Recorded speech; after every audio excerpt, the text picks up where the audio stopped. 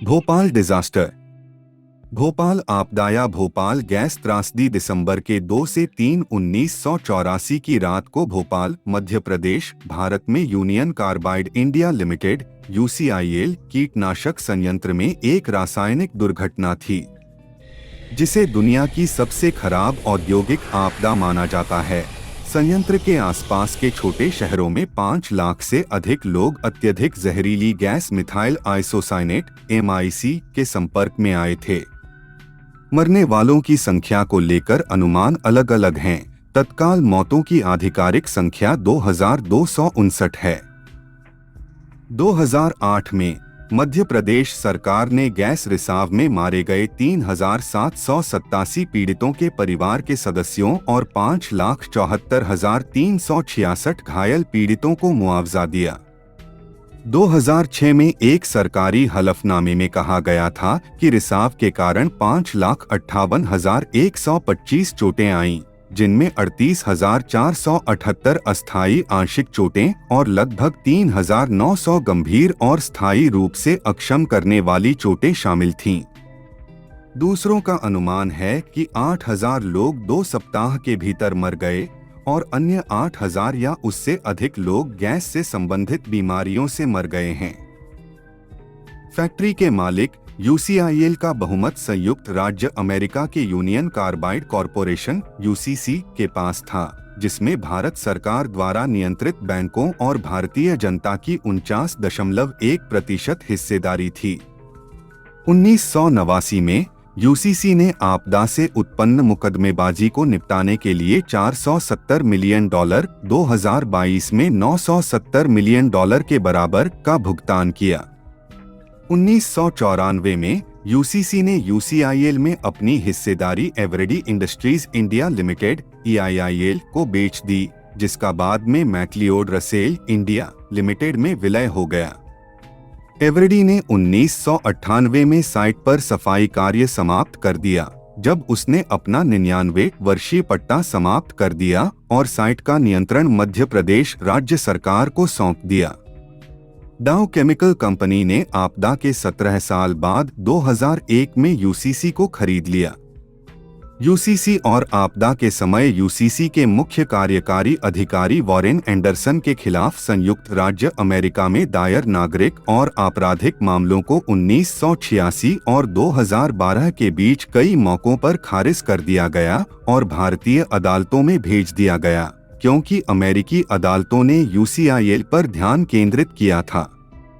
भारत की एक स्टैंडअलोन इकाई होने के नाते यूसीसी, यूसीआईएल और एंडरसन से जुड़े दीवानी और आपराधिक मामले भोपाल, भारत के जिला न्यायालय में भी दायर किए गए थे।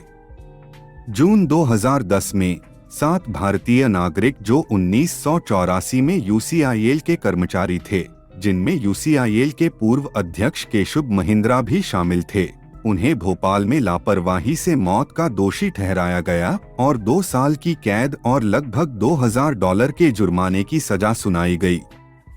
प्रत्येक भारतीय कानून द्वारा अनुमत अधिकतम सजा। फैसले के तुरंत बाद सभी को जमानत पर रिहा कर दिया गया।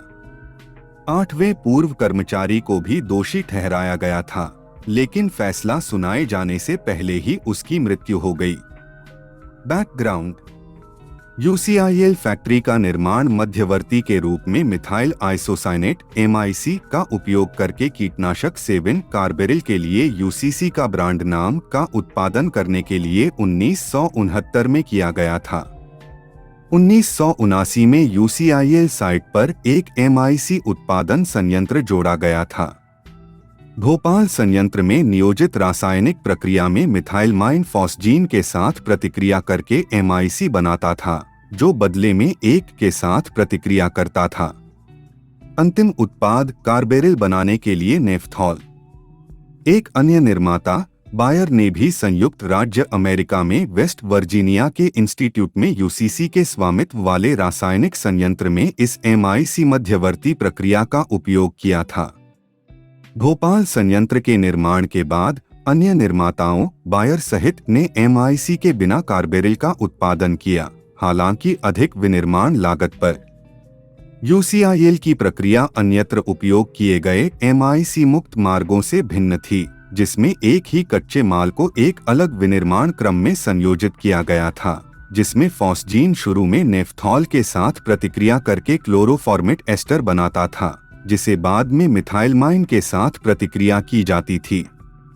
1980 के दशक की शुरुआत में हालांकि कीटनाशकों की मांग कम हो गई थी, लेकिन उत्पादन जारी रहा, जिससे भोपाल साइट पर अप्रयुक्त एमआईसी का संचय हुआ। अर्लियर लीक्स 1976 में 2 स्थानीय ट्रेड यूनियनों ने संयंत्र के भीतर प्रदूषण की शिकायत की। 1981 में जब एक कर्मचारी संयंत्र के पाइपों के रखरखाव का काम कर रहा था तो उस पर गलती से फॉस्जीन गिर गया। घबराहट में उन्होंने अपना गैस मास्क हटा दिया और बड़ी मात्रा में जहरीली फॉस्जीन गैस उनके शरीर में समा गई, जिससे 72 घंटे बाद उनकी मृत्यु हो गई। इन घटनाओं के बाद पत्रकार राजकुमार केसवानी ने जांच शुरू की और भोपाल के स्थानीय अखबार रपट में अपने निष्कर्ष प्रकाशित किए, जिसमें उन्होंने आग्रह किया कि जागो भोपाल के लोगों, तुम एक ज्वालामुखी के किनारे पर हो।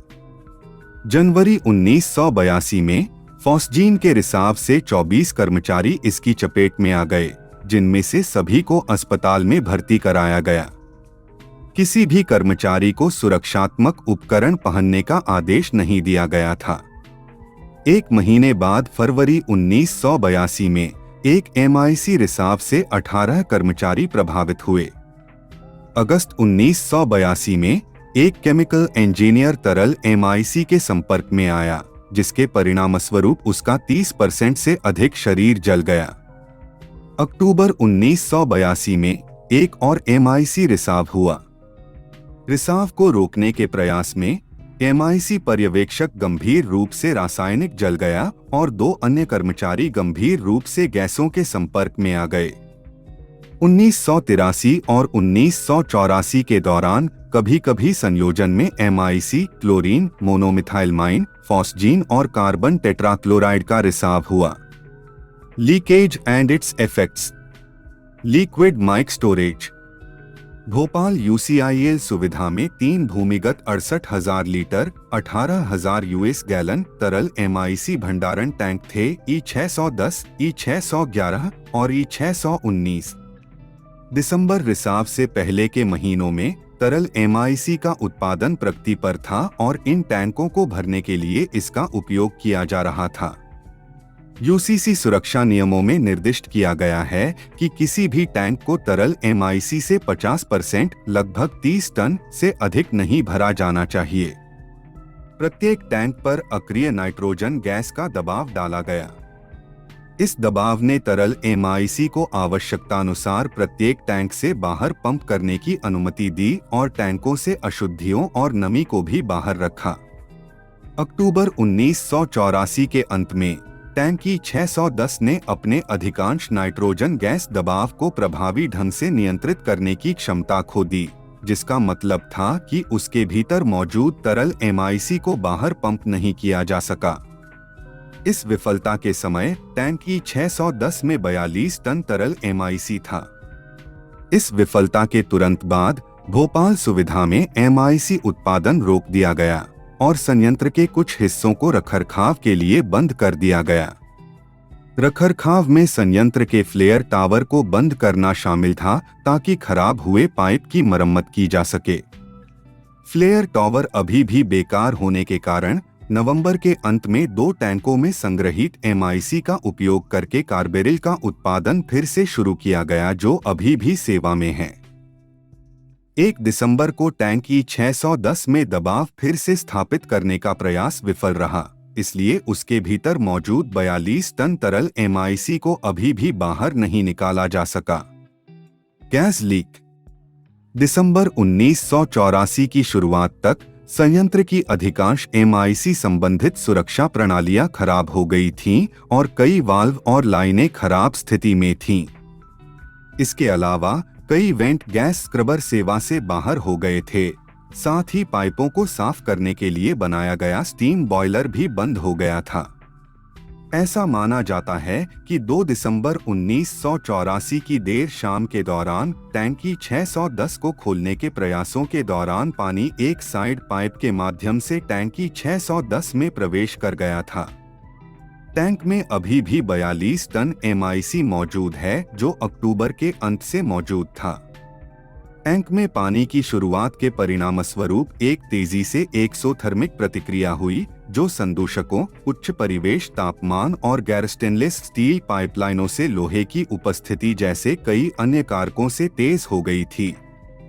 टैंकी 610 में दबाव, हालांकि शुरू में 10:30 बजे 14 किलोपास्कल 2 PSI पर नाममात्र था, 11 बजे तक 70 किलोपास्कल 10 PSI तक पहुंच गया। 2 अलग अलग वरिष्ठ रिफाइनरी कर्मचारियों ने मान लिया कि रीडिंग उपकरण की खराबी थी। 11:30 बजे तक MIC क्षेत्र के कर्मचारी MIC गैस के मामूली संपर्क के प्रभाव को महसूस कर रहे थे और रिसाव की तलाश करने लगे। 1 को रात 11:45 बजे तक ढूंढ लिया गया और उस समय ड्यूटी पर मौजूद MIC पर्यवेक्षक को इसकी सूचना दी गई। 12:15 बजे चाय के विश्राम के बाद समस्या का समाधान करने का निर्णय लिया गया और इस बीच कर्मचारियों को लीक की तलाश जारी रखने का निर्देश दिया गया। ब्रेक के दौरान MIC क्षेत्र के कर्मचारियों ने इस समस्या पर चर्चा की।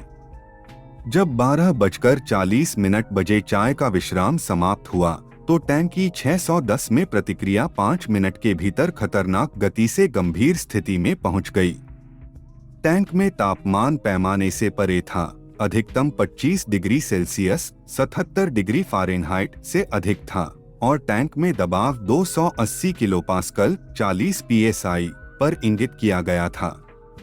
एक कर्मचारी ने टैंकी 610 के ऊपर एक कंक्रीट स्लैब में दरार देखी क्योंकि आपातकालीन राहत वाल्व फट गया था और जहरीली MIC गैस का वायुमंडलीय निकास शुरू होने के बावजूद टैंक में दबाव 380 किलोपास्कल 55 PSI तक बढ़ना जारी रहा। प्रत्यक्ष वायुमंडलीय निकास को कम से कम 3 सुरक्षा उपकरणों द्वारा रोका जाना चाहिए या कम से कम आंशिक रूप से कम किया जाना चाहिए जो खराब थे, उपयोग में नहीं थे, अपर्याप्त आकार के थे या अन्यथा निष्क्रिय थे।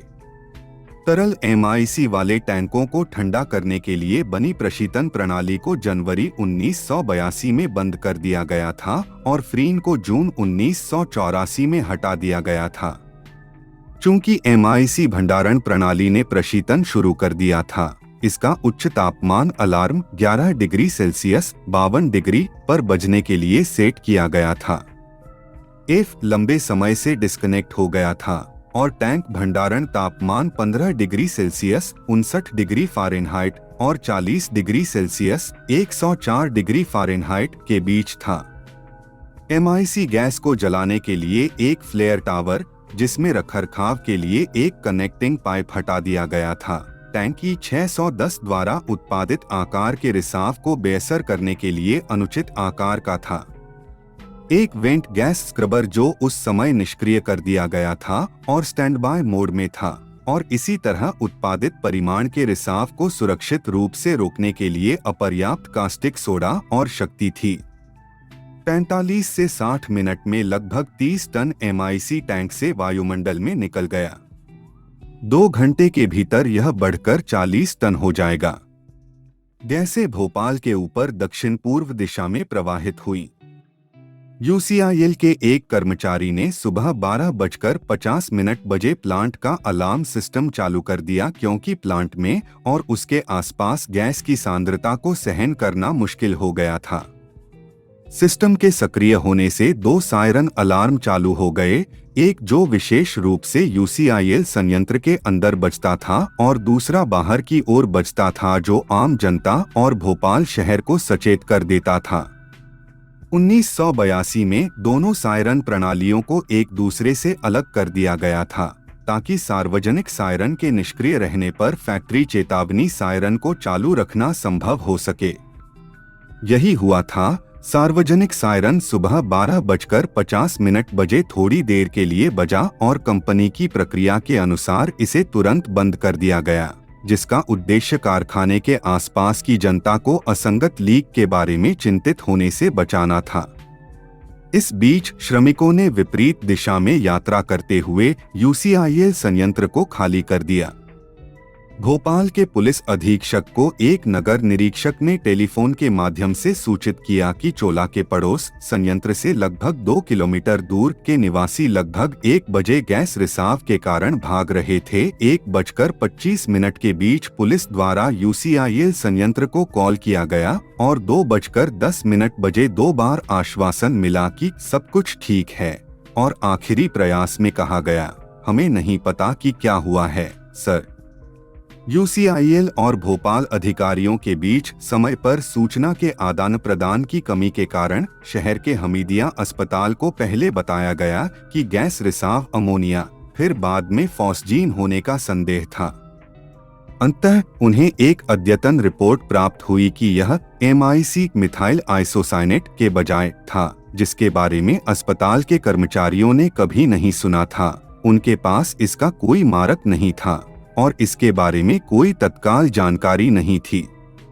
टैंक की 610 से निकलने वाला MIC गैस रिसाव लगभग 2 बजे पूर्वाह्न में बंद हो गया। 15 मिनट बाद 1.5 घंटे पहले तुरंत शांत किए जाने के बाद संयंत्र का सार्वजनिक सायरन लंबे समय तक बजाया गया। सार्वजनिक सायरन बजने के कुछ मिनट बाद यूसीआईएल का एक कर्मचारी पुलिस नियंत्रण कक्ष में गया और उन्हें रिसाव के बारे में सूचित किया। उनकी पहली स्वीकृति की ऐसा कभी हुआ था और रिसाव को बंद कर दिया गया था। MIC गैस के संपर्क में आने वाले अधिकांश शहर निवासियों को सबसे पहले गैस के संपर्क में आने से या हंगामे की जांच करने के लिए अपने दरवाजे खोलकर रिसाव के बारे में पता चला, बजाय इसके कि उन्हें जगह पर आश्रय लेने या इससे पहले खाली करने का निर्देश दिया गया था। सबसे पहले गैस का आगमन। Acute effects.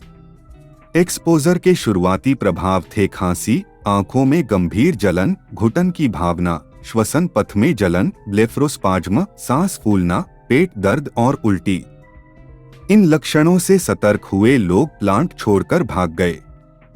जो लोग दौड़े उन्होंने वाहनों में सवार लोगों की तुलना में अधिक सांस ली। उनकी ऊंचाई के कारण बच्चे और छोटे कद के अन्य निवासी उच्च सांद्रता में सांस लेते हैं, क्योंकि मिथाइल आइसोसाइनेट गैस हवा से लगभग दोगुनी घनी होती है और खुले वातावरण में जमीन की ओर गिरने की प्रवृत्ति होती है। अगली सुबह तक हजारों लोग मर चुके थे। मौतों के प्राथमिक कारण दम घुटना, रिफ्लेक्सोजेनिक संचार पतन और फुफ्फुसीय एडिमा थे। शव परीक्षण के दौरान निष्कर्षों से न केवल फेफड़ों में बल्कि मस्तिष्क क्षोभ, गुर्दे के ट्यूबुलर नेक्रोसिस, यकृत के फैटी अध पतन और नेक्रोटाइजिंग एंटरटाइटिस में भी परिवर्तन का पता चला। जो व्यक्ति नहीं मरे वे कैंसर, अंधापन, आजीविका की हानि और वित्तीय तनाव से पीड़ित थे। Gas cloud composition. MIC के अलावा प्रयोगशाला सिमुलेशन स्थितियों के आधार पर गैस बादल में संभवतः क्लोरोफॉर्म, डाइक्लोरोमीथेन, हाइड्रोजन क्लोराइड, मिथाइलमाइन, डाइमिथाइलमाइन, ट्राइमेथिलमाइन और कार्बन डाइऑक्साइड भी शामिल था, जो या तो टैंक में मौजूद था या भंडारण टैंक में उत्पन्न हुआ था जब MIC, क्लोरोफॉर्म और पानी ने प्रतिक्रिया की। गैस का बादल, जो मुख्य रूप से हवा से सघन पदार्थों से बना था, जमीन के करीब रहा और दक्षिण पूर्व दिशा में फैल गया और आसपास के समुदायों को प्रभावित किया। रासायनिक प्रतिक्रियाओं से तरल या ठोस एरोसोल उत्पन्न हो सकता है। CSIR और UCC वैज्ञानिकों द्वारा प्रयोगशाला जांच हाइड्रोजन साइनाइड की उपस्थिति प्रदर्शित करने में विफल रही। Immediate aftermath. इसके तत्काल बाद भारत सरकार द्वारा संयंत्र को बाहरी लोगों UCC सहित के लिए बंद कर दिया गया, जो बाद में डेटा को सार्वजनिक करने में विफल रहा, जिससे भ्रम की स्थिति पैदा हुई। प्रारंभिक जांच पूरी तरह से वैज्ञानिक और औद्योगिक अनुसंधान परिषद CSIR और केंद्रीय जांच ब्यूरो द्वारा आयोजित की गई थी। UCC के अध्यक्ष और CEO वारेन एंडरसन एक तकनीकी टीम के साथ तुरंत भारत की यात्रा की। आगमन पर एंडरसन को घर में नजरबंद कर दिया गया और भारत सरकार ने 24 घंटे के भीतर देश छोड़ने का आग्रह किया। यूनियन कार्बाइड ने स्थानीय भोपाल चिकित्सा समुदाय के साथ काम करने के लिए आपूर्ति और उपकरणों के साथ साथ अंतर्राष्ट्रीय चिकित्सा विशेषज्ञों की एक टीम का आयोजन किया और यूसीसी तकनीकी टीम ने गैस रिसाव के कारण का आकलन करना शुरू कर दिया। स्वास्थ्य देखभाल प्रणाली तुरंत अतिभारित हो गई।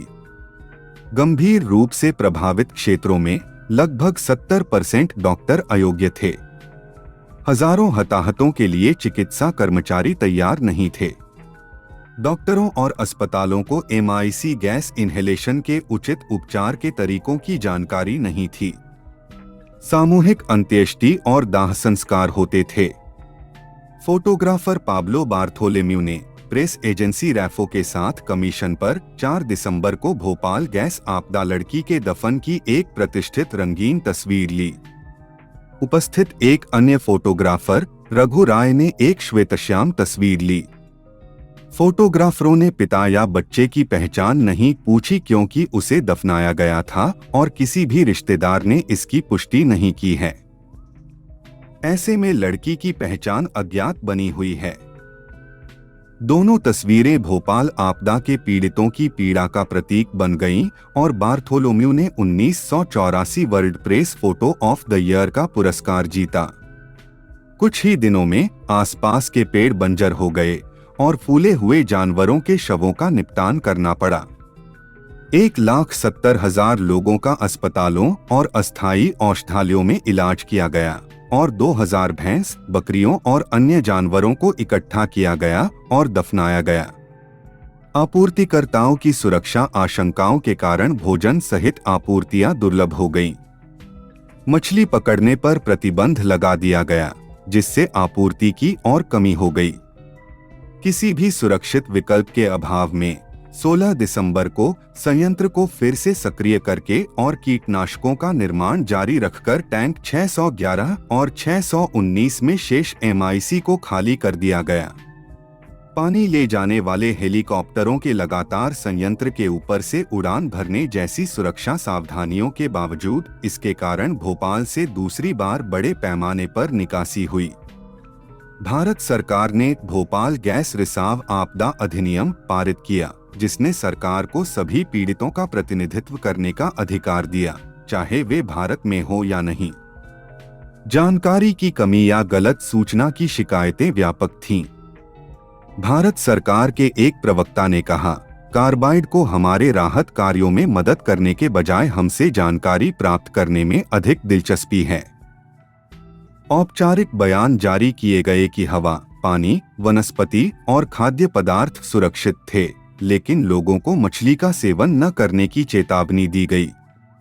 गैसों के संपर्क में आने वाले बच्चों की संख्या कम से कम 2 लाख थी।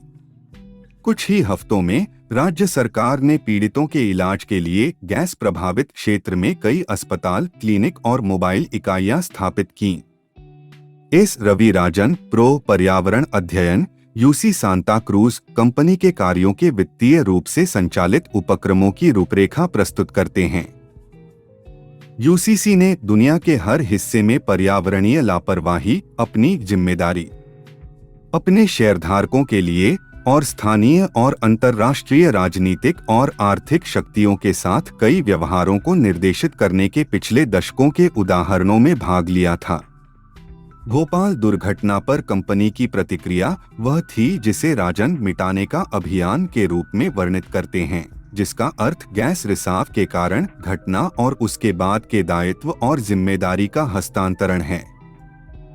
फिर राजन का तर्क है कि यूसीसी जैसे बड़े निगमों के भीतर स्थापित सांस्कृतिक प्रथा के अनुसार इस प्रकार की प्रतिक्रिया की उम्मीद की जानी चाहिए। चूंकि यूसीसी ने खुद को इस स्थिति से मुक्त कर लिया था, इसलिए भारत सरकार अगली संस्था थी जिस पर भोपाल के लोगों की नजर थी, लेकिन उन्होंने भी इस तरह के आयोजन के लिए तैयारी नहीं की थी। सरकार की लघु और दीर्घकालिक योजनाओं के प्रयास पीड़ितों की सफलतापूर्वक सहायता करने में विफल रहे और इसके बजाय अवसर की एक पारिस्थितिकी तैयार की गई। जो बड़े पैमाने पर पीड़ितों की कीमत पर बनाई गई थी। Subsequent legal action. यूसीसी संयुक्त राज्य अमेरिका और भारतीय सरकारों, स्थानीय भोपाल अधिकारियों और आपदा पीड़ितों से जुड़ी कानूनी कार्यवाही आपदा के तुरंत बाद शुरू हुई।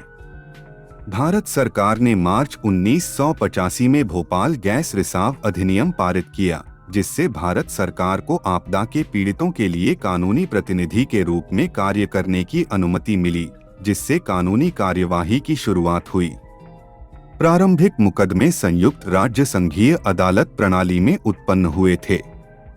17 अप्रैल 1985 को संघीय जिला अदालत के न्यायाधीश जॉन एफ कीनन एक मुकदमे की देखरेख ने सुझाव दिया कि मौलिक मानवीय शालीनता के लिए यूनियन कार्बाइड को घायलों की तुरंत मदद के लिए $5 मिलियन से $10 मिलियन के बीच प्रदान करने की आवश्यकता है और सुझाव दिया कि पैसा जल्दी से दिया जा सकता है, अंतर्राष्ट्रीय रेड क्रॉस के माध्यम से वितरित किया गया। यूसीसी ने इस धारणा पर कि ऐसा करने से दायित्व की स्वीकृति नहीं होगी और यह आंकड़ा किसी भी भविष्य के निपटान या निर्णय के लिए जमा किया जा सकता है, 2 दिन बाद $5 मिलियन की राहत निधि की पेशकश की। भारत सरकार ने इस प्रस्ताव को ठुकरा दिया।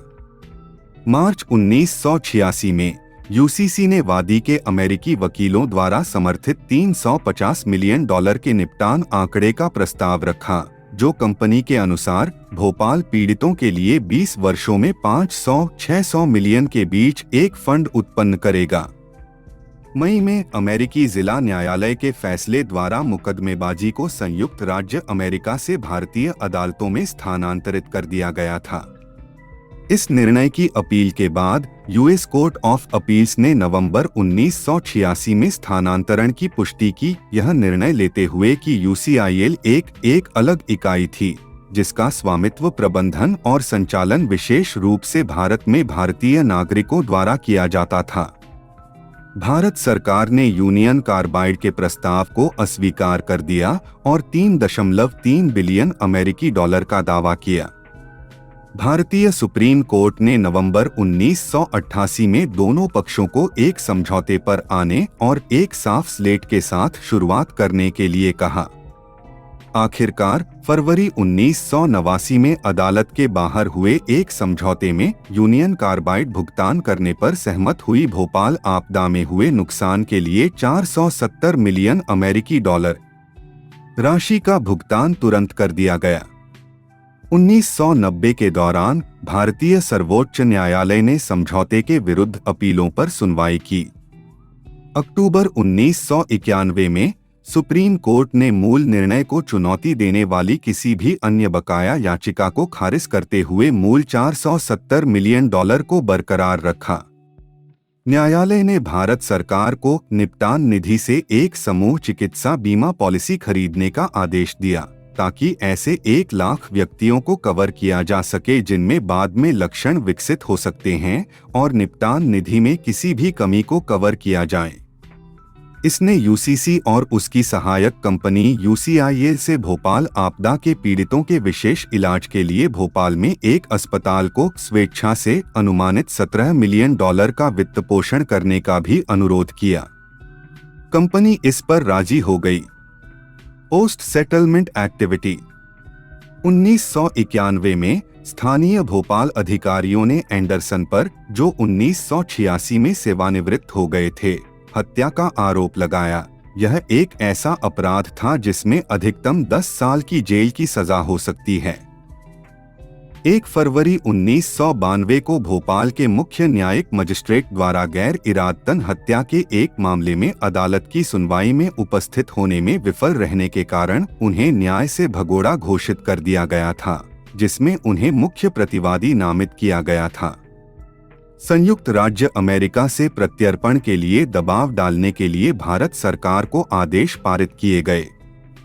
संयुक्त राज्य अमेरिका ने सबूतों की कमी का हवाला देते हुए उसके प्रत्यर्पण से इनकार कर दिया।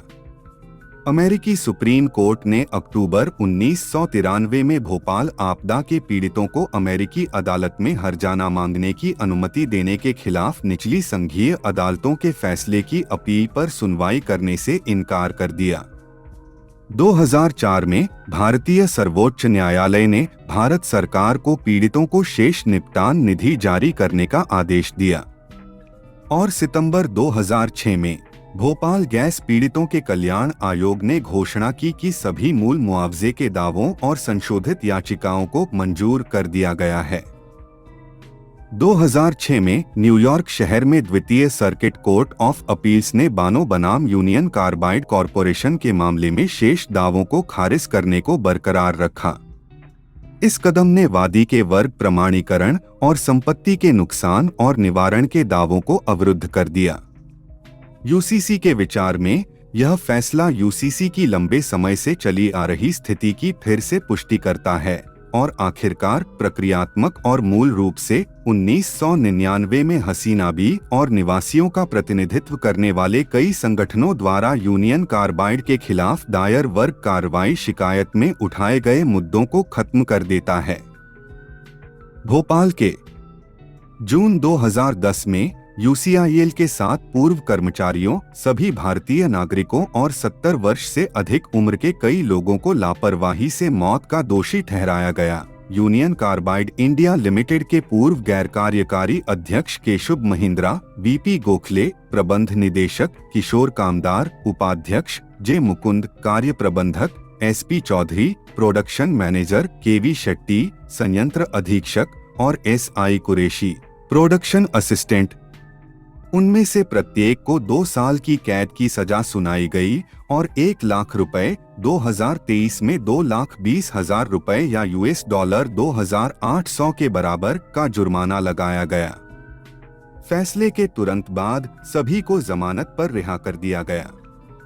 एक अमेरिकी संघीय वर्ग कार्रवाई मुकदमा साहू बनाम यूनियन कार्बाइड और वॉरेन एंडरसन 1999 में US alien torts claim act ATCA के तहत दायर किया गया था, जो मानवता के खिलाफ अपराध के लिए नागरिक उपचार प्रदान करता है।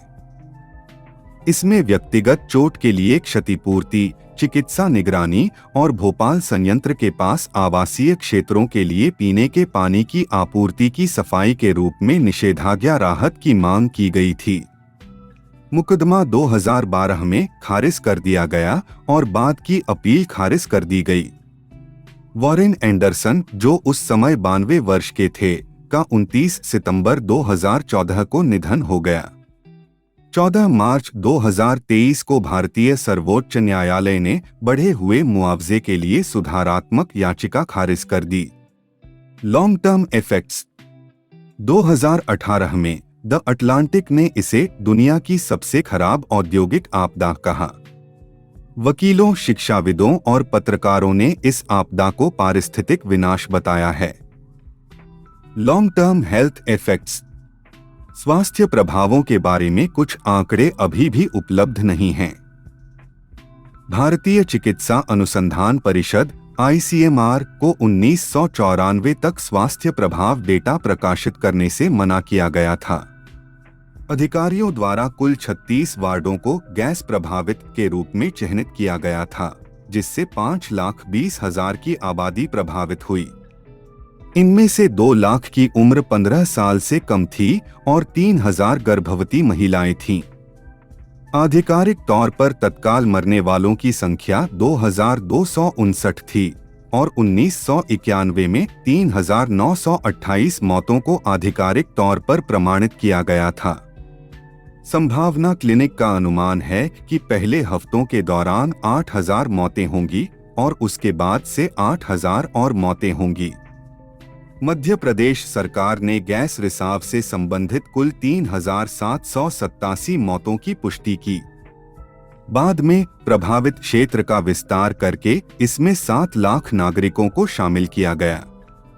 2006 में एक सरकारी हलफनामे में कहा गया था कि रिसाव के कारण 5,58,125 चोटें आईं, जिनमें 38,478 अस्थायी आंशिक चोटें और लगभग 3,900 गंभीर और स्थायी रूप से अक्षम करने वाली चोटें शामिल थीं। 80,021 लोगों का एक समूह पंजीकृत किया गया था। एक नियंत्रण समूह के साथ MIC के संपर्क में नहीं आने वाले क्षेत्रों से 15,931 लोगों का एक समूह पंजीकृत किया गया था। 1986 के बाद से लगभग हर साल उन्होंने एक ही प्रश्नावली का उत्तर दिया है। यह उजागर समूह में अत्यधिक मृत्यु दर और रुग्णता को दर्शाता है। पूर्वाग्रह और भ्रमित करने वाले कारकों को अध्ययन से बाहर नहीं किया जा सकता है। प्रवासन और अन्य कारकों के कारण समूह का 75% खो जाता है, क्योंकि जो लोग बाहर चले जाते हैं उनका पालन नहीं किया जाता है। कई नैदानिक अध्ययन किए जाते हैं। गुणवत्ता भिन्न भिन्न होती है, लेकिन विभिन्न रिपोर्टें एक दूसरे का समर्थन करती हैं। अध्ययन और रिपोर्ट किए गए दीर्घकालिक स्वास्थ्य प्रभाव हैं। आंखें, क्रोनिक नेत्रश्लेष्मलाशोथ, कॉर्निया पर निशान, कॉर्नियल अपारदर्शिता, प्रारंभिक मोतियाबिंद, श्वसन पथ अवरोधक और या प्रतिबंधात्मक रोग, फुफ्फुसीय फाइब्रोसिस, तपेदिक और क्रोनिक ब्रोंकाइटिस का बढ़ना, तंत्रिका तंत्र, स्मृति हानि, बेहतर मोटर कौशल, सुन्नता आदि, मनोवैज्ञानिक समस्याएं, अभिघात जन्य तनाव विकार, PTSD, बच्चों का स्वास्थ्य, पेरी और नवजात मृत्यु दर में वृद्धि हुई, विकास में विफलता, बौद्धिक हानि आदि। शोध के लिए अनुपलब्ध या अपर्याप्त क्षेत्र हैं महिला प्रजनन, क्रोमोसोमल विपथन, कैंसर, प्रतिरक्षा की कमी, neurological sequel, post traumatic stress disorder, PTSD और आपदा के बाद पैदा हुए बच्चे। उद्धरण वांछित देर से आने वाले मामले जिन्हें कभी उजागर नहीं किया जा सकता है वे हैं श्वसन अपर्याप्तता, हृदय अपर्याप्तता, कोर पल्मोनेल कैंसर और तपेदिक। भोपाल में अब जन्म दोषों की दर उच्च है और गर्भपात की दर राष्ट्रीय औसत से 7 गुना अधिक दर्ज की गई है। मदर जोन्स की 2014 की एक रिपोर्ट में भोपाल मेडिकल अपील के प्रवक्ता, जो जीवित बचे लोगों के लिए मुफ्त स्वास्थ्य क्लिनिक चलाता है, के हवाले से कहा गया है, अनुमानतः 1,20,000 से 1,50,000 जीवित बचे लोग अभी भी तंत्रिका क्षति, विकास समस्याओं, स्त्री रोग संबंधी विकार, श्वसन सहित गंभीर चिकित्सा स्थितियों से जूझ रहे हैं। मुद्दे, जन्म दोष और कैंसर और तपेदिक की उच्च दर। Health care. भारत सरकार ने मुख्य रूप से गैस पीड़ितों के लिए अस्पताल आधारित सेवाओं को बढ़ाने पर ध्यान केंद्रित किया था, इसलिए आपदा के बाद अस्पतालों का निर्माण किया गया था। जब UCC UCIL में अपने शेयर बेचना चाहता था तो सुप्रीम कोर्ट ने उसे जीवित बचे लोगों की चिकित्सा देखभाल के लिए 500 बिस्तरों वाले अस्पताल का वित्तपोषण करने का निर्देश दिया। इस प्रकार Bhopal memorial hospital and research centre BMHRC का उद्घाटन 1998 में किया गया था और यह जीवित बचे लोगों को 8 साल तक मुफ्त देखभाल देने के लिए बाध्य था। BMHRC 350 बिस्तरों वाला सुपर स्पेशलिटी अस्पताल था जहां दिल की सर्जरी और हेमोडायलिसिस किया जाता था। स्त्री रोग, प्रसूति एवं बाल रोग विज्ञान की कमी थी। 8 मिनी इकाइयां आउटरीच स्वास्थ्य केंद्र शुरू की गईं और 2006 तक गैस पीड़ितों के लिए मुफ्त स्वास्थ्य देखभाल की पेशकश की गई। 6 प्रबंधन को हड़तालों और स्वास्थ्य देखभाल की गुणवत्ता पर विवाद की समस्याओं का भी सामना करना पड़ा। संभावना ट्रस्ट 1995 में पंजीकृत एक धर्मार्थ ट्रस्ट है जो गैस पीड़ितों को आधुनिक और साथ ही आयुर्वेदिक उपचार निःशुल्क देता है। Environmental rehabilitation. 1986 में जब फैक्ट्री बंद हो गई तो पाइप, ड्रम और टैंक बिक गए। MIC और 7 संयंत्र अभी भी वहां हैं, साथ ही विभिन्न अवशेषों के भंडार भी हैं। अलगाव सामग्री नीचे गिर रही है और फैल रही है। 6 संयंत्र के आसपास के क्षेत्र का उपयोग खतरनाक रसायनों के डंपिंग क्षेत्र के रूप में किया गया था। 1982 में UCIL कारखाने के आसपास के ट्यूबवेलों को बंद करना पड़ा और 1989 में UCC की प्रयोगशाला द्वारा किए गए परीक्षणों से पता चला कि कारखाने के पास और संयंत्र के अंदर एकत्र की गई मिट्टी और पानी के नमूने मछली के लिए जहरीले थे। कई अन्य अध्ययनों से भी क्षेत्र में प्रदूषित मिट्टी और भूजल का पता चला है।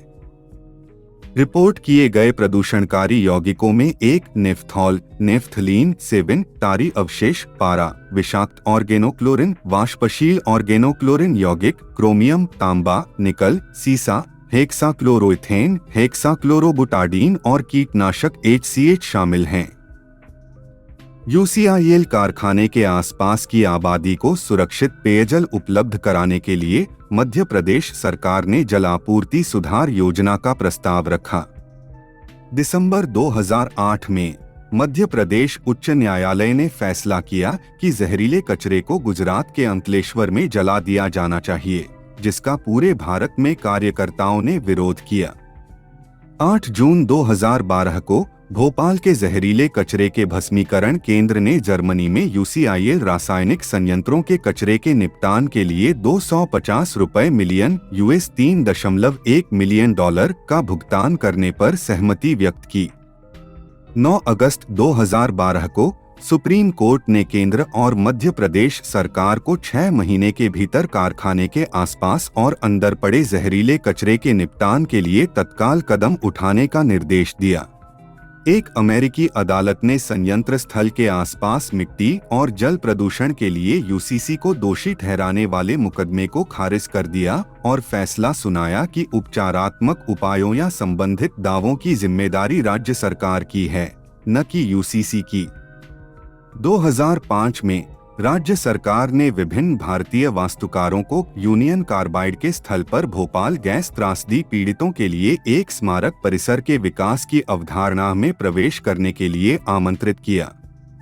2011 में साइट पर एक सम्मेलन आयोजित किया गया था, जिसमें यूरोपीय विश्वविद्यालयों के प्रतिभागियों ने भाग लिया था, जिसका उद्देश्य यही था। Occupational and habitation rehabilitation. Gas पीड़ितों के लिए नियोजित 50 कार्यशेडों में से 33 शुरू हो गए। एक को छोड़कर सभी को 1992 तक बंद कर दिया गया। 1986 में मध्य प्रदेश सरकार ने विशेष औद्योगिक क्षेत्र भोपाल में निवेश किया। नियोजित 200 कार्यशेडों में से 152 का निर्माण किया गया और 2000 में 16 आंशिक रूप से कार्य कर रहे थे। यह अनुमान लगाया गया था कि 50,000 व्यक्तियों को वैकल्पिक नौकरियों की आवश्यकता है और 100 से भी कम गैस पीड़ितों को सरकार की योजना के तहत नियमित रोजगार मिला था। सरकार ने भोपाल के बाहर विधवा कॉलोनी कहे जाने वाले क्षेत्र में 2 और 4 मंजिला इमारतों में 2486 फ्लैटों की भी योजना बनाई है। पानी ऊपरी मंजिलों तक नहीं पहुंचता था और मवेशियों को रखना संभव नहीं था, जो उनका प्राथमिक व्यवसाय था। बसें, स्कूल आदि जैसे बुनियादी ढांचे कम से कम 1 दशक से गायब थे। Economic rehabilitation. त्रासदी के 2 दिन बाद तत्काल राहत का निर्णय लिया गया। राहत उपाय 1985 में शुरू हुए, जब राशन कार्ड के साथ अल्प अवधि के लिए भोजन वितरित किया गया। मध्य प्रदेश सरकार के वित्त विभाग ने जुलाई 1985 में पीड़ित राहत के लिए $874 मिलियन $11 मिलियन आवंटित किए। विधवा पेंशन $200 $2 प्रति माह, बाद में $750 $9 मुहैया कराया गया था। सरकार ने $500 $6 या उससे कम मासिक आय वाले परिवारों को $1,500 $19 का भुगतान करने का भी निर्णय लिया। अंतरिम राहत के परिणामस्वरूप अधिक बच्चे स्कूल जाने में सक्षम हुए, उपचार और भोजन पर अधिक पैसा खर्च किया गया और आवास में भी अंततः सुधार हुआ। 1990 से परिवार में आपदा से पहले पैदा हुए प्रत्येक व्यक्ति को $200 $2 की अंतरिम राहत का भुगतान किया गया। व्यक्तिगत चोट के लिए अंतरिम राहत सहित अंतिम मुआवजा बहुमत के लिए $25,000 $310 था। मृत्यु दावों के लिए भुगतान की गई औसत राशि $62,000 $780 थी। प्रत्येक दावेदार को एक डॉक्टर द्वारा वर्गीकृत किया जाना था। अदालत में दावेदारों से उचित संदेह से परे साबित करने की अपेक्षा की गई थी कि प्रत्येक मामले में मृत्यु या चोट जोखिम के कारण हुई थी। 1992 में 44% दावेदारों की अभी भी चिकित्सकीय जांच की जानी थी। अक्टूबर 2003 के अंत तक भोपाल गैस त्रासदी राहत और पुनर्वास विभाग के अनुसार 5,54,895 लोगों को घायल होने पर और 15,310 जीवित बचे लोगों को मुआवजा दिया गया था। मृतकों के परिवारों को दी जाने वाली औसत राशि $2,200 थी। 2007 में 1,029,517 मामले दर्ज किए गए और निर्णय लिए गए। सम्मानित मामलों की संख्या 5,74,304 थी और अस्वीकृत मामलों की संख्या 4,55,213 थी। कुल मुआवजा $15,465 मिलियन $190 मिलियन दिया गया। 24 जून 2010 को भारत सरकार के केंद्रीय मंत्रिमंडल ने $12,650 मिलियन $160 मिलियन सहायता पैकेज को मंजूरी दी, जिसे सरकार के माध्यम से भारतीय करदाताओं द्वारा वित्त पोषित किया जाएगा। Other impacts. 1985 में एक अमेरिकी राजनेता हेनरी वैक्समैन ने भोपाल आपदा की अमेरिकी सरकार से जांच कराने का आह्वान किया, जिसके परिणामस्वरूप संयुक्त राज्य अमेरिका में जहरीले रसायनों की आकस्मिक रिहाई के संबंध में अमेरिकी कानून बना। कॉजेस। आपदा से संबंधित तर्क की दो मुख्य पंक्तियां हैं। कॉरपोरेट लापरवाही दृष्टिकोण का तर्क है कि आपदा कम रखरखाव वाली और खस्ताहाल सुविधाओं, सुरक्षा के प्रति कमजोर रवैये और कम प्रशिक्षित कार्यबल के एक शक्तिशाली संयोजन के कारण हुई थी, जिसकी परिणति श्रमिक कार्यों में हुई जो अनजाने में सक्षम हो गई। ठीक से काम कर रहे सुरक्षा उपायों के अभाव में पानी MIC टैंकों में घुस जाता है।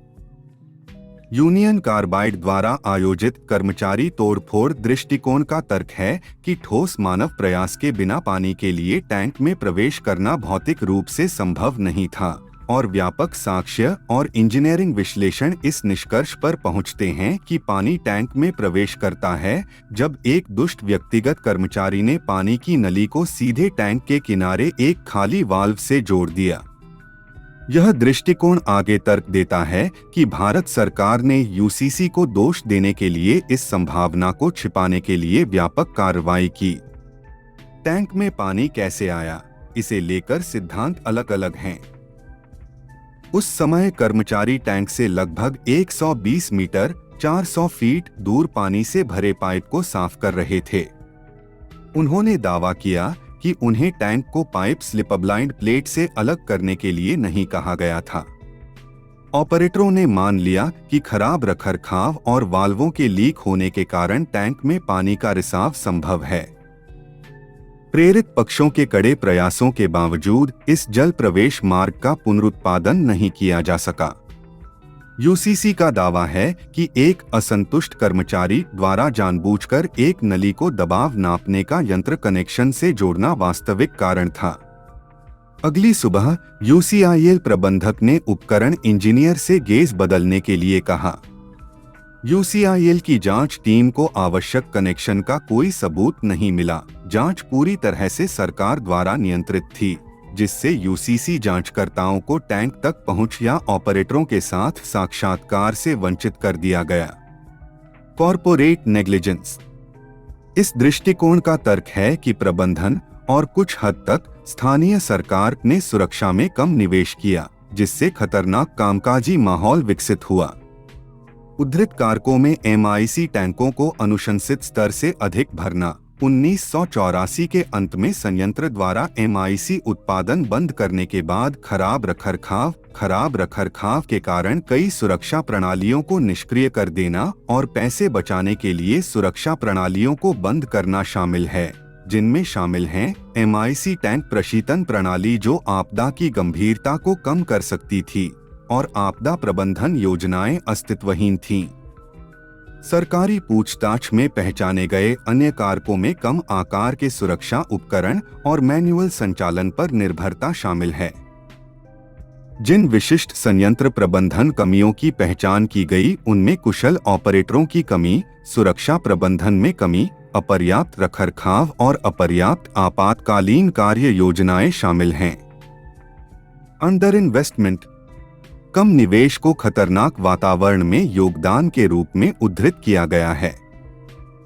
खर्चों को कम करने के प्रयासों में संयंत्र में $1.25 मिलियन की कटौती की गई, जिसका असर कारखाने के कर्मचारियों और उनकी स्थितियों पर पड़ा। कुर्जमैन का तर्क है कि कटौती का मतलब कम कठोर गुणवत्ता नियंत्रण और इस प्रकार ढीले सुरक्षा नियम हैं। एक पाइप लीक हो गया, इसे न बदलें, कर्मचारियों ने कहा कि उन्हें बताया गया था। MIC कर्मचारियों को अधिक प्रशिक्षण की आवश्यकता है। वे ऐसा कर सकते थे। कम पदोन्नति रोक दी गई, जिससे कर्मचारियों का मनोबल गंभीर रूप से प्रभावित हुआ और कुछ सर्वाधिक कुशल लोगों को कहीं और ले जाया गया। श्रमिकों को अंग्रेजी मैनुअल का उपयोग करने के लिए मजबूर किया गया, भले ही केवल कुछ ही लोगों को भाषा की समझ थी। बाद के शोध में MIC के संबंध में सुरक्षा प्रथाओं की क्रमिक गिरावट पर प्रकाश डाला गया, जो संयंत्र संचालन के लिए कम प्रासंगिक हो गया था। 1984 तक मूल 12 ऑपरेटरों में से केवल 6 ही MIC के साथ काम कर रहे थे और पर्यवेक्षी कर्मियों की संख्या भी आधी हो गई थी। रात की पाली में कोई रखरखाव पर्यवेक्षक नहीं रखा गया था और उपकरण रीडिंग पहले की बजाय हर 2 घंटे में ली जाती थी और 1 घंटे की रीडिंग की आवश्यकता होती थी। श्रमिकों ने अपने संघ के माध्यम से कटौती के बारे में शिकायतें की, लेकिन उन्हें नजरअंदाज कर दिया गया। 15 दिन की भूख हड़ताल पर जाने के बाद एक कर्मचारी को निकाल दिया गया। प्रबंधन के दबाव में उचित सुरक्षा नियमों से हटने से इनकार करने के कारण आपदा से पहले संयंत्र के 70% कर्मचारियों पर जुर्माना लगाया गया था। इसके अलावा कुछ पर्यवेक्षकों, जैसे कि अमेरिकी विश्वविद्यालय के मंडला प्रोजेक्ट के हिस्से के रूप में trade environmental database (TED) case studies में लिखने वालों ने यूनियन कार्बाइड और इसके भारतीय ऑपरेशन के बीच गंभीर संचार समस्याओं और प्रबंधन अंतराल की ओर इशारा किया है। मूल कंपनियों द्वारा अपने विदेशी संचालन के लिए व्यावहारिक दृष्टिकोण और क्रॉस सांस्कृतिक बाधाएं। Adequacy of equipment and regulations. MIC tank में अचानक पानी बढ़ने से बनी गैस को संभालने के लिए फैक्ट्री अच्छी तरह से सुसज्जित नहीं थी। MIC टैंक अलार्म 4 साल से काम नहीं कर रहे थे और संयुक्त राज्य अमेरिका में उपयोग की जाने वाली 4 चरण प्रणाली की तुलना में केवल एक मैनुअल बैकअप प्रणाली थी।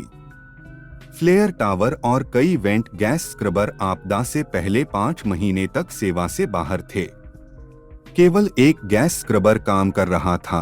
यह MIC की इतनी बड़ी मात्रा को सोडियम हाइड्रोक्साइड कास्टिक सोडा के साथ उपचारित नहीं कर सकता था, जिससे सांद्रता सुरक्षित स्तर तक नीचे आ जाती। फ्लेयर टावर 1984 में लीक हुई गैस का केवल 1/4 हिस्सा ही संभाल सका और इसके अलावा दुर्घटना के समय यह खराब हो गया था। ऊर्जा लागत को कम करने के लिए प्रशीतन प्रणाली निष्क्रिय थी।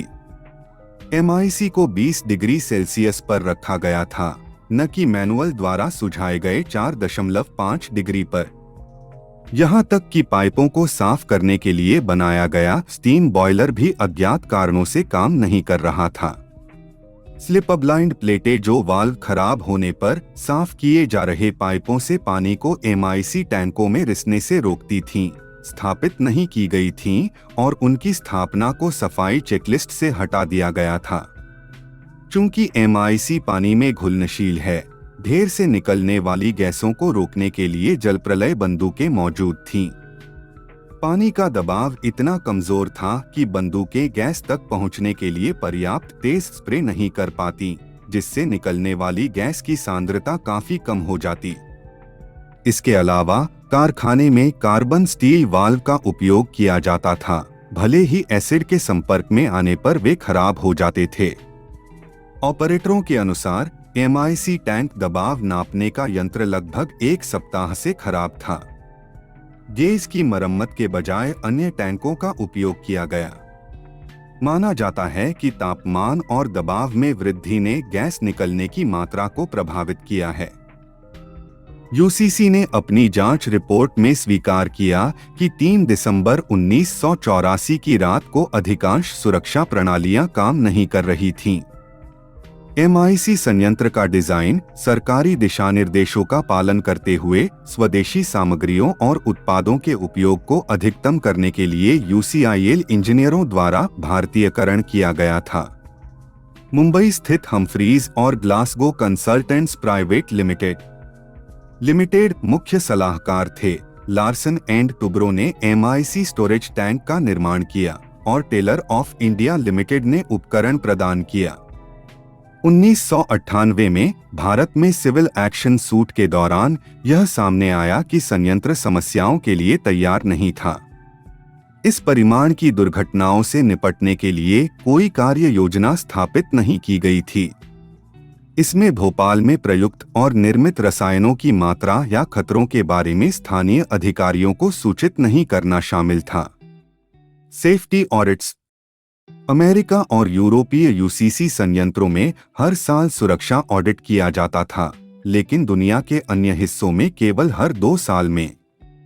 मई 1982 में यूसीसी द्वारा बिजनेस कॉन्फिडेंशियल सुरक्षा ऑडिट से पहले निगम के वरिष्ठ अधिकारियों को खतरनाक फॉस्जीन मिथाइल में कुल 61 खतरों, जिनमें से 30 बड़े और 11 छोटे थे, के बारे में अच्छी तरह से पता था।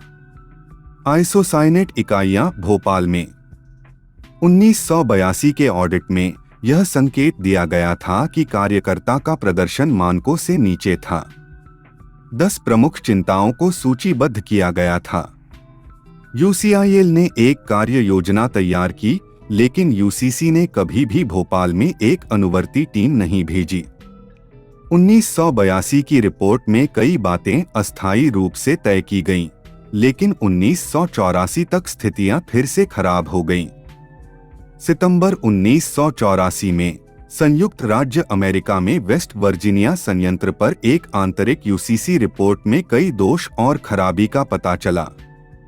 इसने चेतावनी दी कि एमआईसी इकाई भंडारण टैंकों में एक आकस्मिक प्रतिक्रिया हो सकती है और योजनाबद्ध प्रतिक्रिया टैंकों की विनाशकारी विफलता को रोकने के लिए समय पर या पर्याप्त प्रभावी नहीं होगी। यह रिपोर्ट कभी भी भोपाल प्लांट को नहीं भेजी गई, जबकि मुख्य डिजाइन वही था। Impossibility of the negligence. Corporate लापरवाही तर्क के अनुसार कर्मचारी पास में पानी वाले पाइपों की सफाई कर रहे थे। इस पानी को अनुचित रखरखाव, रिसाव और रुकावट के संयोजन के कारण मोड़ दिया गया और अंततः एमआईसी भंडारण टैंक में समाप्त हो गया। भारतीय वैज्ञानिकों ने यह भी सुझाव दिया कि अतिरिक्त पानी को दोषपूर्ण रूप से डिजाइन किए गए वेंट गैस स्क्रबर से बैकफ्लो के रूप में पेश किया गया होगा। प्रवेश के इन सैद्धांतिक मार्गों में से किसी को भी केंद्रीय जांच ब्यूरो (सीबीआई) और यूसीआईएल इंजीनियरों द्वारा परीक्षणों के दौरान कभी भी सफलतापूर्वक प्रदर्शित नहीं किया गया था। आर्थर डी लिटिल द्वारा यूनियन कार्बाइड द्वारा कराए गए विश्लेषण में दावा किया गया है कि लापरवाही का तर्क कई ठोस कारणों से असंभव था। आसपास के श्रमिकों द्वारा उपयोग किए जा रहे पाइप केवल 1-2 इंच 13 मिमी व्यास के थे और पानी को 10 फीट 3.0 मीटर से अधिक ऊपर उठाने के लिए पर्याप्त हाइड्रोलिक दबाव पैदा करने में शारीरिक रूप से असमर्थ थे, जो पानी को सक्षम करने के लिए आवश्यक होता। एमआईसी टैंक में बैकफ्लो करने के लिए लापरवाही तर्क को लागू करने के लिए एक प्रमुख मध्यवर्ती वाल्व को खुला रखना होगा। इस वाल्व को टैग बंद किया गया था, जिसका अर्थ है कि इसका निरीक्षण किया गया था और इसे बंद पाया गया था।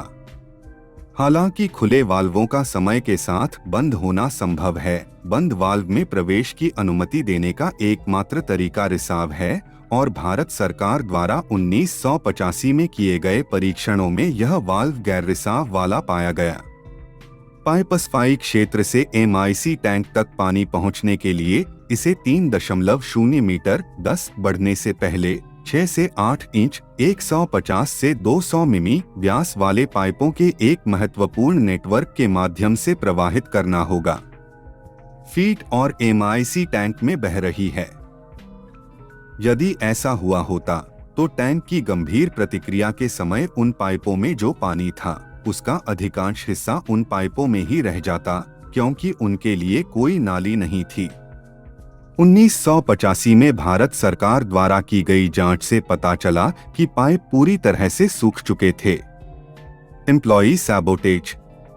अब डॉव केमिकल कंपनी के स्वामित्व में यूनियन कार्बाइड त्रासदी को समर्पित एक वेबसाइट रखता है और दावा करता है कि दुर्घटना तोड़फोड़ का परिणाम थी, जिसमें कहा गया था कि पानी की घुसपैठ को रोकने के लिए पर्याप्त सुरक्षा प्रणालियां मौजूद थीं और सक्रिय थीं। यूनियन कार्बाइड द्वारा नियुक्त आर्थर डी लिटिल की रिपोर्ट ने निष्कर्ष निकाला कि यह संभव है कि एक ही कर्मचारी ने गुप्त रूप से और जानबूझकर 1 मीटर हटाकर और मीटरिंग पोर्ट के माध्यम से पानी की नली को सीधे टैंक से जोड़कर MIC टैंक में बड़ी मात्रा में पानी डाला। यूसीसी का दावा है कि प्लांट के कर्मचारियों ने खुद को दुर्घटना से दूर रखने और खुद को दोष से मुक्त करने के लिए कई रिकॉर्डों में हेराफेरी की और भारत सरकार ने इसकी जांच में बाधा डाली और जिम्मेदार कर्मचारी के खिलाफ मुकदमा चलाने से इनकार कर दिया, शायद इसलिए क्योंकि इससे यूनियन कार्बाइड पर लापरवाही के उसके आरोप कमजोर हो जाएंगे। यूसीसी द्वारा प्रस्तुत साक्ष्य इस परिकल्पना का समर्थन करने का आरोप है। एक मुख्य गवाह ने गवाही दी कि जब वह आपदा से पहले 12:15 बजे नियंत्रण कक्ष में दाखिल हुआ तो माहौल तनावपूर्ण और शांत था। एक अन्य मुख्य गवाह इंस्ट्रूमेंट सुपरवाइजर ने गवाही दी कि जब वह दुर्घटना के तुरंत बाद घटनास्थल पर पहुंचे तो उन्होंने देखा कि महत्वपूर्ण टैंक 610 पर स्थानीय दबाव संकेतक गायब था और उन्हें खाली टैंक के बगल में एक नली पड़ी हुई मिली थी। दबाव सूचक के गायब होने से मैनहेड बना और नली से पानी बह रहा था। इस गवाही की पुष्टि अन्य गवाहों द्वारा की गई थी। ग्राफोलॉजिकल विश्लेषण से लॉग फाइलों को बदलने और लॉग साक्ष्य को नष्ट करने के प्रमुख प्रयासों का पता चला। अन्य लॉग फाइलें दिखाती हैं कि नियंत्रण टीम ने आपदा से ठीक पहले टैंक 610 से 1 टन सामग्री निकालने का प्रयास किया था। फिर लॉग परिवर्तन के माध्यम से इस स्थानांतरण को छुपाने का प्रयास किया गया। पानी MIC से भारी है और ट्रांसफर लाइन टैंक के नीचे से जुड़ी हुई है। आर्थर डी लिटिल की रिपोर्ट इससे यह निष्कर्ष निकालती है कि यह स्थानांतरण वहां खोजे गए टैंक 610 से पानी स्थानांतरित करने का एक प्रयास था। घटनाओं की सेकेंड हैंड और थर्ड हैंड पुनर्गणना से 2 विवरण प्राप्त हुए जो यूसीसी की साजिश परिकल्पना की पुष्टि करते हैं। एक अलग इकाई के एक ऑपरेटर ने कहा कि रिहाई के बाद 2 MIC ऑपरेटरों ने उसे बताया था कि पानी एक दबाव गेज के माध्यम से टैंक में प्रवेश कर गया था। एक कर्मचारी ने कहा कि उन्हें MIC ऑपरेटरों में से एक के करीबी दोस्त ने बताया था कि पानी एक ट्यूब के माध्यम से प्रवेश कर गया था जो टैंक से जुड़ा हुआ था। यह कथित तौर पर अन्य MIC ऑपरेटरों द्वारा खोजा गया था जिन्होंने तब रिलीज को रोकने के लिए वाल्व खोलने और बंद करने की कोशिश की थी। लिटिल रिपोर्ट का तर्क है कि यह साक्ष्य दर्शाता है कि निम्नलिखित कालक्रम घटित हुआ। रात 10:20 बजे टैंक सामान्य दबाव पर था, जो पानी की अनुपस्थिति को दर्शाता है। रात 10:45 बजे शिफ्ट में बदलाव हुआ, जिसके बाद MIC भंडारण क्षेत्र पूरी तरह से वीरान हो जाएगा। इस अवधि के दौरान एक असंतुष्ट ऑपरेटर ने भंडारण क्षेत्र में प्रवेश किया और टैंक की सामग्री को दूषित करने और खराब करने के इरादे से आसानी से उपलब्ध रबर पानी की होजों में से एक को टैंक 610 से जोड़ दिया। पानी बहने लगा, जिससे रासायनिक प्रतिक्रिया शुरू हो गई जो आपदा का कारण बनी। आधी रात के बाद नियंत्रण कक्ष संचालकों ने दबाव बढ़ता हुआ देखा और महसूस किया कि टैंक 610 में कोई समस्या है। उन्होंने पानी के कनेक्शन का पता लगाया और पानी निकालने की कोशिश करने के लिए 1 टन सामग्री को बाहर स्थानांतरित करने का निर्णय लिया। इसके बाद MIC रिलीज हुई। जांच के दौरान लीपापोती की गतिविधियों का पता चला। 30 से अधिक वर्षों के बाद नवंबर 2017 में MIC के पूर्व उत्पादन प्रबंधक SP चौधरी ने अदालत में दावा किया कि आपदा एक दुर्घटना नहीं थी, बल्कि एक तोड़फोड़ का परिणाम थी जिसने हजारों लोगों की जान ले ली। चौधरी के वकील अनिर्बान रॉय ने तर्क दिया कि डिजाइन दोषों का सिद्धांत केंद्र सरकार द्वारा त्रासदी के पीड़ितों की रक्षा के अपने प्रयास में पेश किया गया था। मामले की जांच में शामिल बाकी सभी लोगों ने सिर्फ केंद्र सरकार की लाइन का पालन किया। सरकार और CBI ने वास्तविक सच्चाई को दबा दिया और अपराध के असली अपराधियों को बचाया। रॉय ने जिला अदालत में दलील दी कि वरिष्ठ प्रबंधन से मतभेद रखने वाले असंतुष्ट प्लांट संचालक ML वर्मा इस तोड़फोड़ के पीछे थे। वकील ने तर्क दिया कि उस समय संयंत्र का संचालन करने वाले व्यक्तियों द्वारा दिए गए बयानों में विसंगतियां थीं, लेकिन केंद्रीय एजेंसी ने घटना को एक दुर्घटना के रूप में चिह्नित करने के लिए उचित जांच के खिलाफ फैसला किया, न कि तोड़फोड़ के रूप में। उन्होंने आरोप लगाया कि वर्मा चौधरी और मुकुंद से नाखुश थे।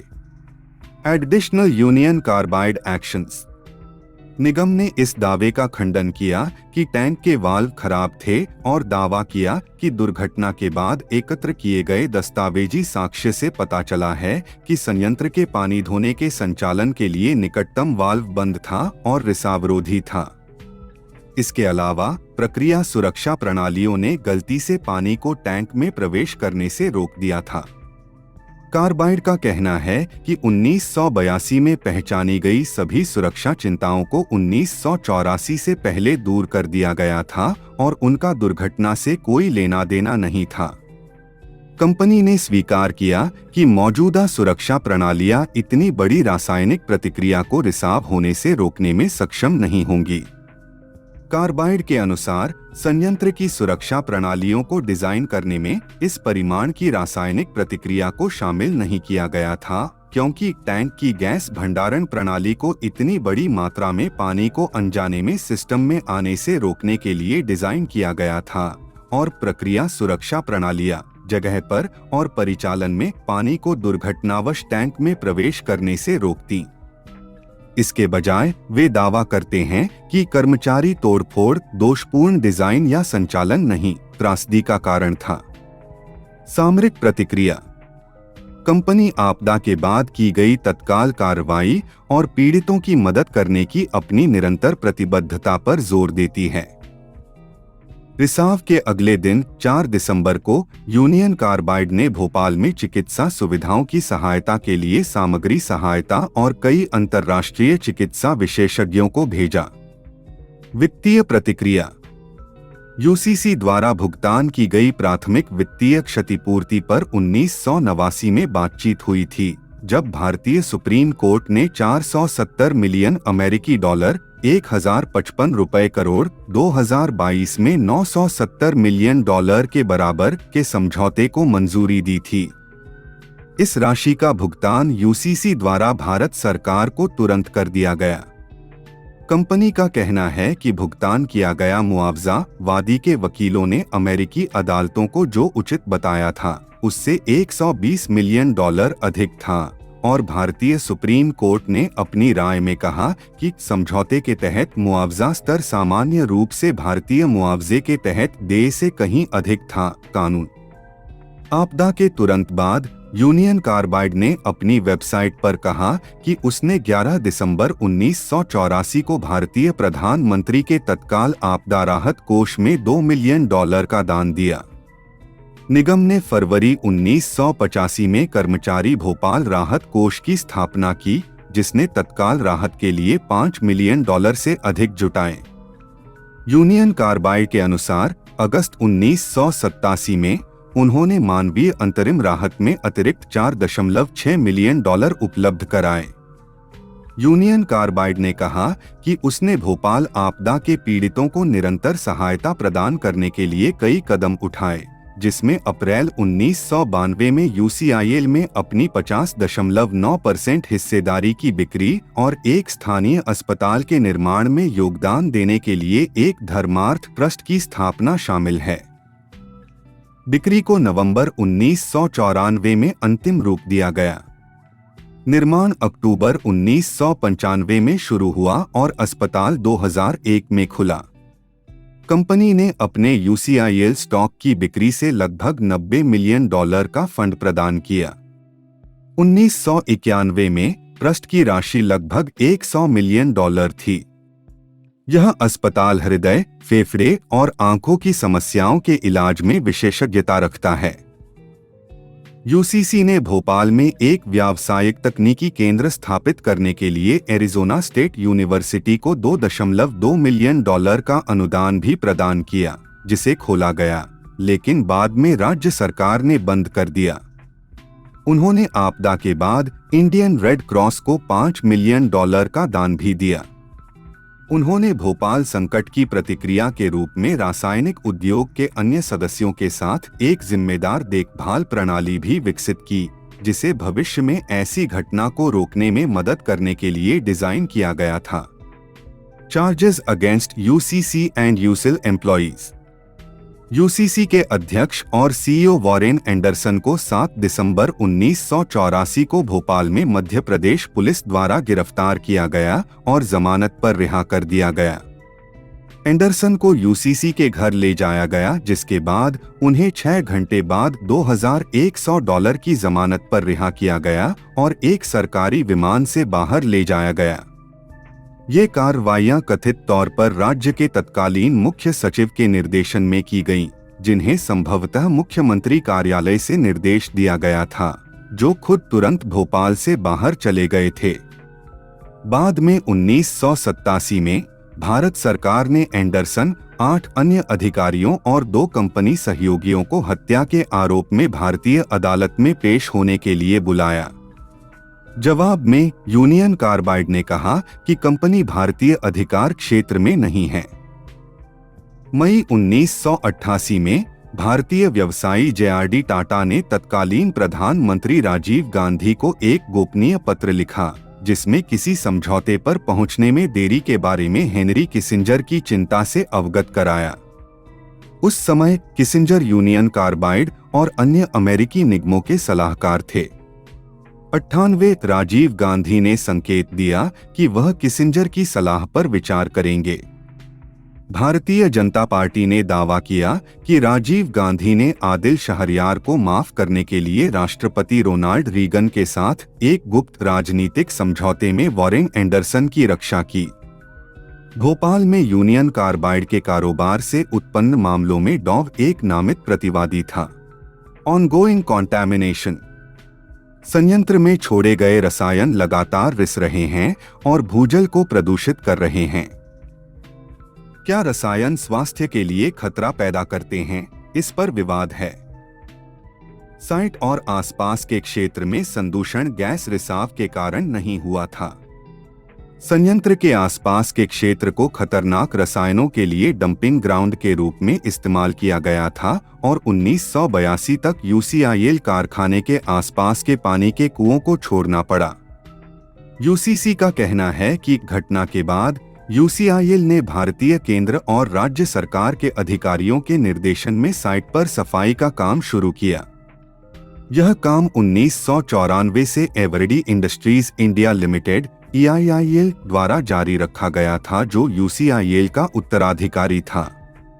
1998 में मध्य प्रदेश राज्य सरकार, जिसके पास संपत्ति थी और वह EIIL को पट्टे पर दे रही थी, ने पट्टे को रद्द कर दिया, सुविधा को अपने कब्जे में ले लिया और किसी भी सुधार के पूरा होने सहित साइट के लिए सभी जवाबदेही ले ली।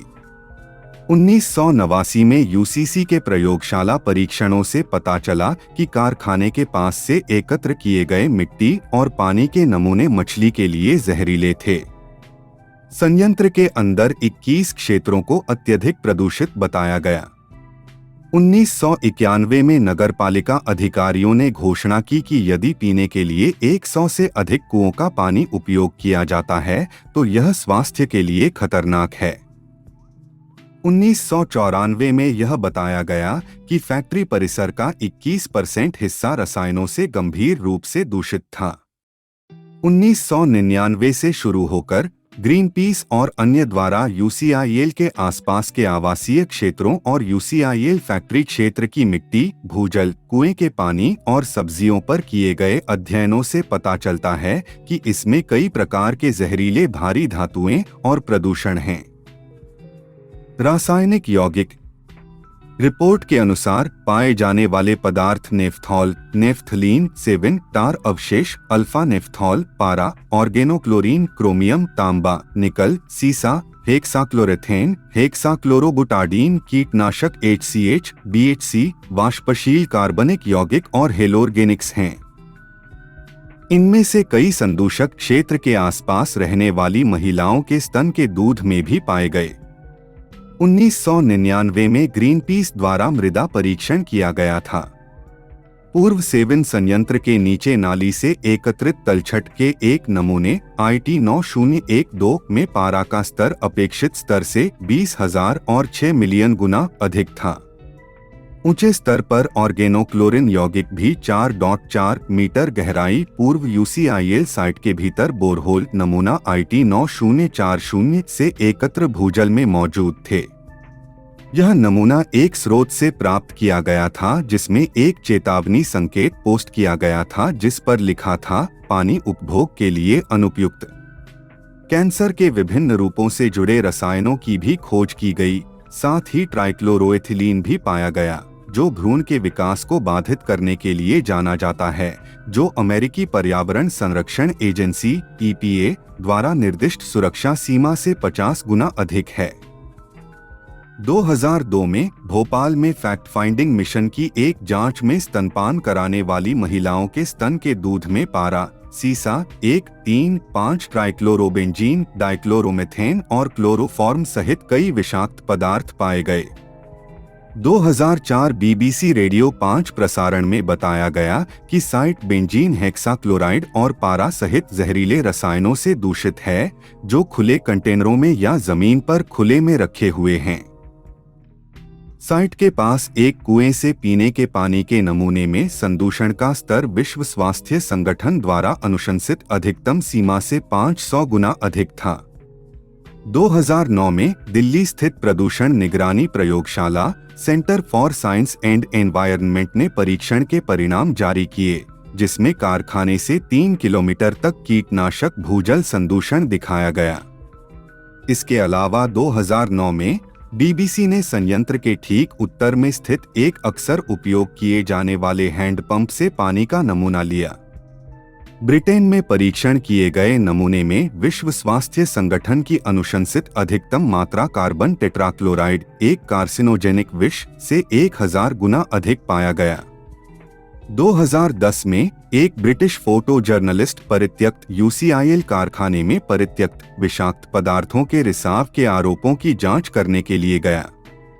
रसायनों के संपर्क में आने के बाद उन्हें भोपाल में 1 सप्ताह के लिए अस्पताल में भर्ती कराया गया था। फैक्ट्री के अंदर जहरीली धूल से गंभीर श्वसन प्रतिक्रिया के बाद संभावना क्लिनिक के डॉक्टरों ने ऑक्सीजन, दर्द निवारक और सूजनरोधी दवाओं से उनका इलाज किया।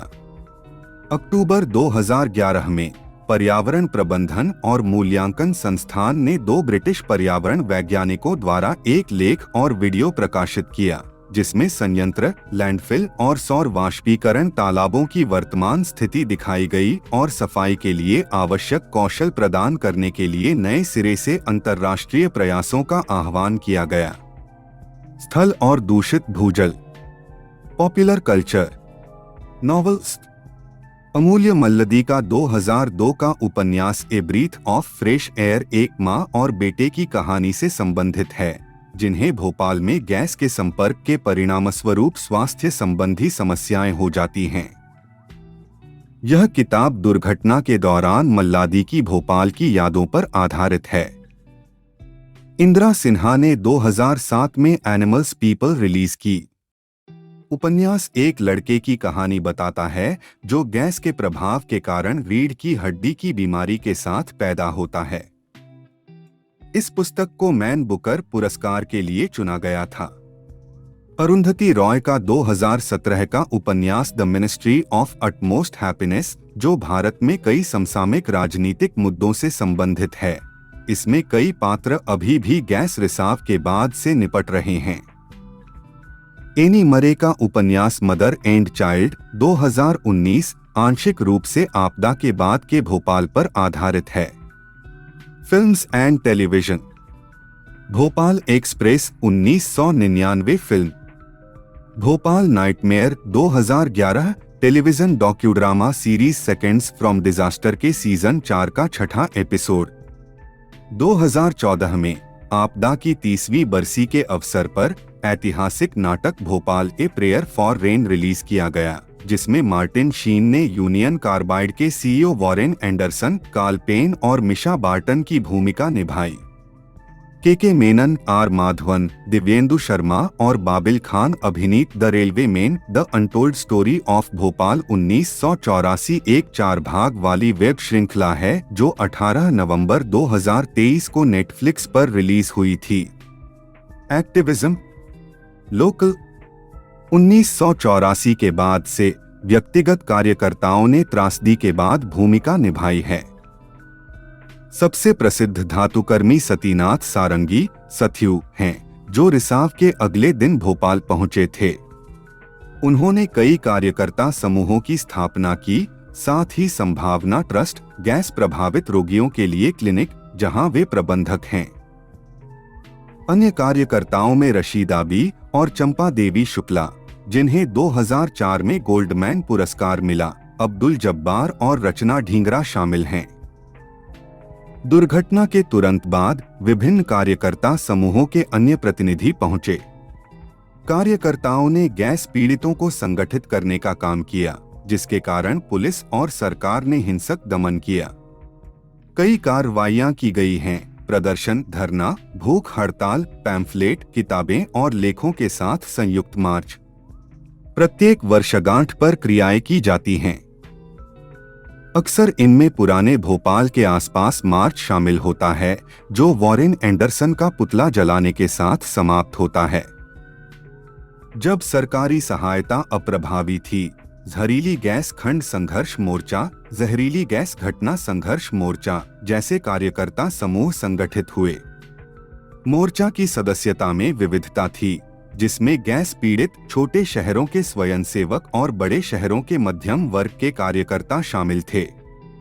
मोर्चा ने 4 आयामी दृष्टिकोण की रूपरेखा तैयार की। 1 प्रेस से आपदा को दूर करने के लिए सरकारी और कंपनी के प्रयासों का मुकाबला करना। 2 गैस पीड़ितों को संगठित करना। 3 सरकारी कार्यक्रमों के लिए विकल्प प्रस्तुत करना। 4 अधिक प्रणालीगत मुद्दों पर बहस करने के लिए संगठन का एक बड़ा नेटवर्क स्थापित करना।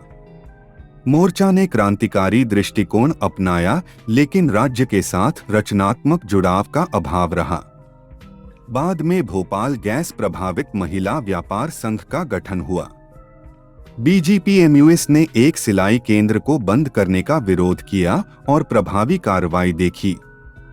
अंतर्राष्ट्रीय पेस्टिसाइड एक्शन नेटवर्क यूके और ग्रीन पीस सहित अंतर्राष्ट्रीय गैर सरकारी संगठनों के साथ सहयोग त्रासदी के तुरंत बाद शुरू हुआ। सबसे शुरुआती रिपोर्टों में से एक आईएलओ 1985 की ट्रेड यूनियन रिपोर्ट है। 1992 में औद्योगिक खतरों और मानवाधिकारों पर स्थायी पीपुल्स ट्रिब्यूनल का एक सत्र भोपाल में हुआ और 1996 में औद्योगिक खतरों और मानवाधिकारों पर चार्टर को अपनाया गया। 1994 में international medical commission on Bhopal (IMCB) की बैठक भोपाल में हुई। उनके काम ने दीर्घकालिक स्वास्थ्य प्रभावों को आधिकारिक तौर पर मान्यता देने में योगदान दिया। ऑर्गेनाइजेशंस। 14 से अधिक विभिन्न गैर सरकारी संगठनों को तुरंत शामिल किया गया और 15 अंतर्राष्ट्रीय, राष्ट्रीय और स्थानीय संगठनों को इसमें शामिल किया गया है। भोपाल में न्याय के लिए अंतर्राष्ट्रीय अभियान (ICJB) अंतर्राष्ट्रीय गतिविधियों का समन्वय करता है। Bhopal medical appeal Sambhavna trust के लिए धन एकत्र करती है।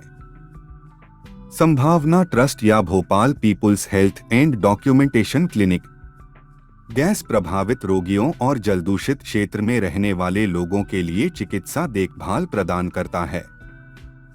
चिंगारी ट्रस्ट भोपाल में विकृतियों और मस्तिष्क क्षति के साथ पैदा होने वाले बच्चों को चिकित्सा देखभाल प्रदान करता है। संयुक्त राज्य अमेरिका में स्थित भोपाल के छात्र भोपाल पर अंतर्राष्ट्रीय चिकित्सा आयोग ने 1994 से 2000 में चिकित्सा संबंधी जानकारी प्रदान की।